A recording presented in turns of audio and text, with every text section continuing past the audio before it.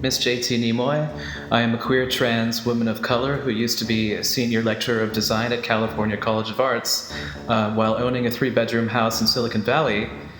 I had been known in the new media arts world for works in previous decades, but damaged by a divorce more recently, and coming out of the closet as a trans woman has sent my life into a downward spiral, and I endure constant discrimination these days, even in San Francisco Bay, and I remain homeless and broke and unable to get a job.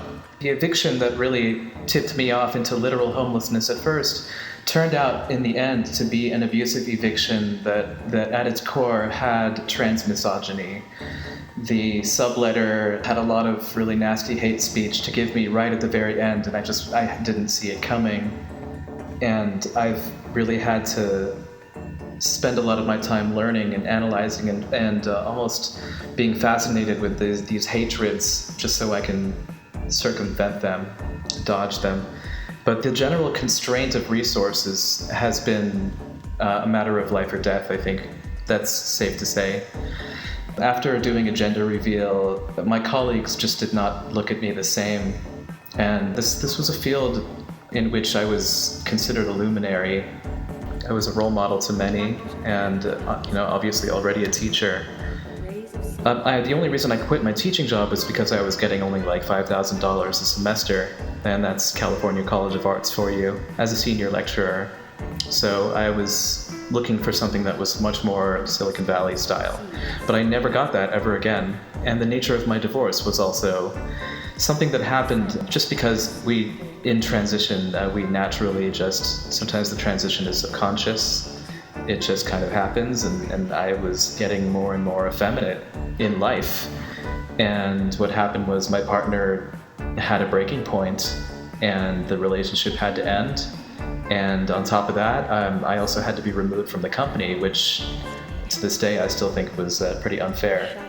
And so all that stuff really adds up. People really do flinch at me in the street, and I try and find safe spaces. There are days when I just can't. I just can't have the self-confidence. So all that put together add up to a very dysfunctional life. And being in the shelter, I'm actually quite grateful that we have shelters, because there was a time when I was digging through trash bins. It's been kind of a rough 2 or 3 years. Yes, absolutely. And I have just published an article on medium.com called "The Trouble with a Queer-Friendly Homeless Shelter." And this was very specifically because I felt the need to whistleblow a very specific shelter. And I'm not going to go into the details of that, but I'll back up and give you maybe a more of a broad overview.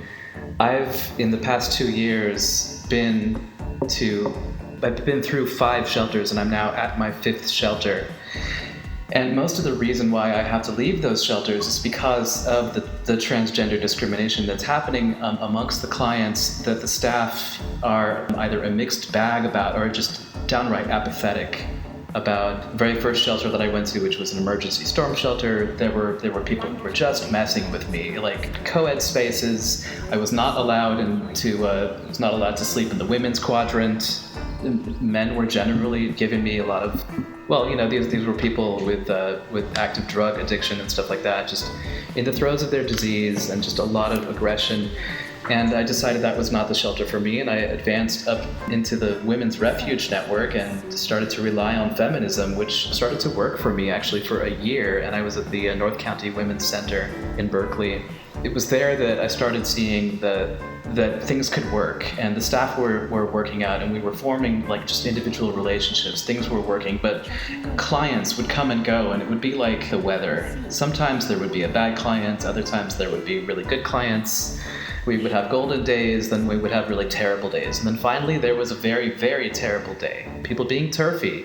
TERF, if you don't know, it stands for Trans Exclusionary Radical Feminism. For example, it's me getting harassed in the women's room. People pointing out my genitals to me in the women's room. People making jokes. For example, there's something that you say when there's a man on the floor in the women's floor of a women's shelter, and it's "man on the floor." What if you called that out in the presence of a transgender woman. Wouldn't that be funny? Well, no, it's not funny to me. And so I keep this running log of trans exclusionary radical feminism, TERF. I bust my TERFs. Another thing I had to deal with is just hungry men, heterosexual men who are attracted to me or who are curious and just feel like I'm not a real woman, and so I don't deserve the same bodily integrity as a woman-born woman, and so they just talk to me and they mess with me, and it's not okay. And then the staff doesn't have the refinement to be like, this is wrong, you need to stop this, please. Like, she's got the same rights as a regular woman because she is a regular woman, etc. So after the North County Women's Center, I advanced to the Dolores Street Project, stayed at a place called Jazzy's Place, which had a reputation for being the nation's first LGBT-friendly shelter. And I mean, it turns out, first of all, that was just a dormitory in a greater complex of various dormitories, and it was mostly heterosexual men. And it was there that I was actually forced to have struggles with other trans people, and it occurred to me that maybe some of these people were not actually trans, and I would hate to be forced into starting to make those judgments towards other people. And it's sort of besides the point and it's irrelevant, but people were using up resources, they were messing up the vibe in what was supposed to be a trans-friendly space. We were seeing like when was the last time you got misgendered by a trans woman, right? It starts to make you wonder if that's a trans woman. People, it started to feel like people were putting on wigs just to get a bed because of the housing crisis, because of other more pressing needs. People were sort of stepping on the toes of LGBT sanctimony, I guess is the word. So